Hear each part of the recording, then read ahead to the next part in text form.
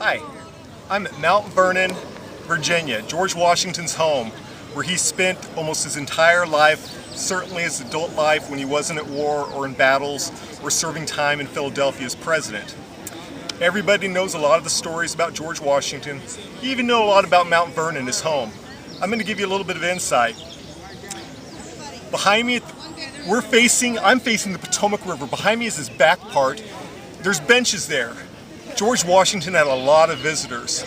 Some of his more notable visitors would be Thomas Jefferson, James Madison, John Adams, Patrick Henry, and one of my favorite historical characters, the Marquis de Lafayette, who George Washington actually thought of as a son.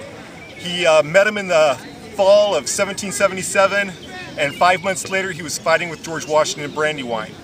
They used to sit on that porch. I wonder often what they talked of, if they talked of former Revolutionary War battles, if they talked of their families, if they sat and just talked about the beauty of nature which is around us.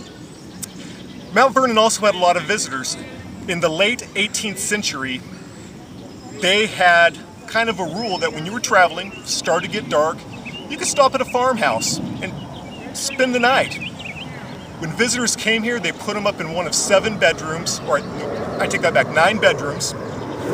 They fed them, they treated them as guests. The next day they went on their way.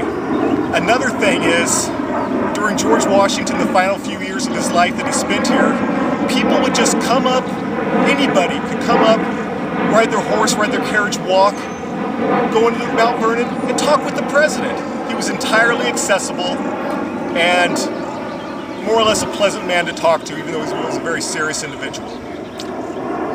That is George Washington's home, Mount Vernon.